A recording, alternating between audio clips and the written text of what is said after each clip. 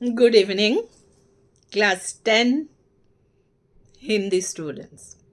आज आप लोगों के साथ पाठ को याद कैसे रखेंगे उसका एक और तरीका साझा करने जा रही हूँ आपके साथ। जैसा कि मैं आज कह रही हूँ, आप कोई एक पाठ ले लीजिए। मैंने आज बड़े घर की बेटी ली है, ठीक है।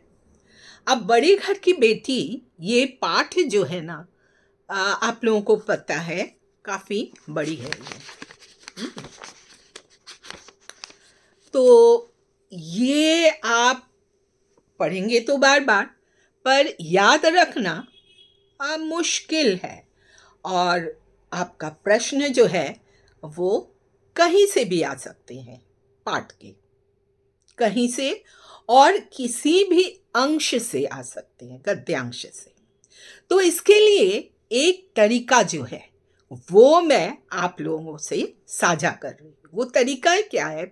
जैसे पहला पृष्ठ है, पहला पृष्ठ, इसके जो है ऊपर तो बड़े घर की बेटी लिखा हुआ है, उसके बाद आप गिनिए जो अंश है यानी जिसे पैराग्राफ कहते हैं वो कितने हैं। 1 2 3। बड़ा वाला जो फर्स्ट पैराग्राफ है वो छोटा सा है, सेकंड थोड़ा बड़ा और लास्ट वाली बड़ा। अब अगर आप स्वयं, मैं विद्यार्थी से कह रही हूँ कि अगर आप स्वयं पहला जो पैराग्राफ है इसमें से क्वेश्चन तैयार कीजिए और उत्तर भी इसी में से खोज के लिखिए।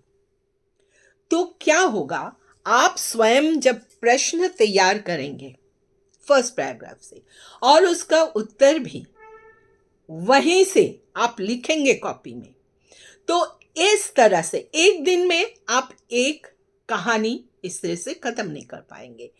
एक दिन में 2-2 पेजेस लीजिए, ठीक है।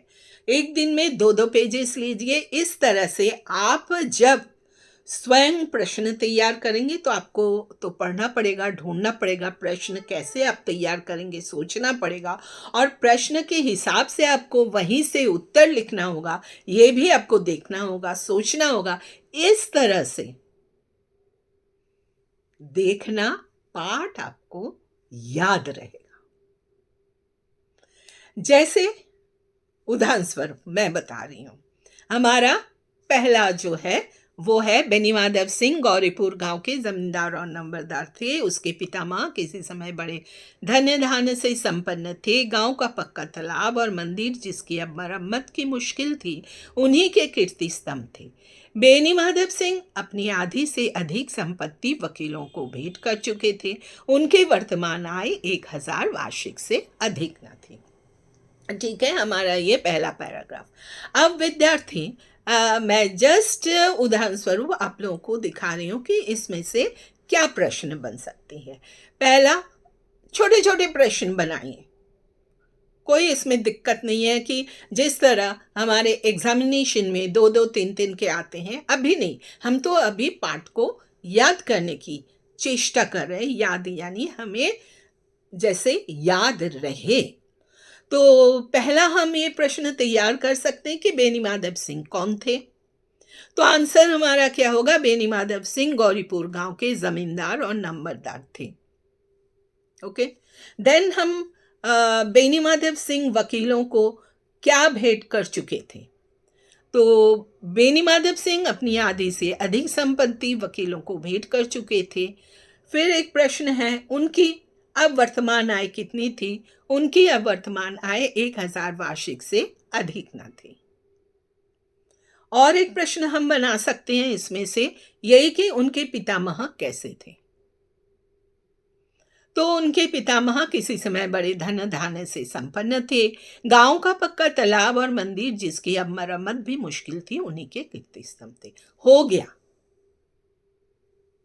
पहले पैराग्राफ से हमारा प्रश्न और उत्तर तैयार है। और अगर आप हर पैराग्राफ से इस तरह छोटे छोटे प्रश्न और उसका उत्तर खुद ही तैयार करेंगे, खुद ही प्रश्न और खुद ही उत्तर तैयार करेंगे, तो विद्यार्थी आप देखेंगे ये जो है चैप्टर यानी कहानी और पाठ जरूर आपको याद रहेगा।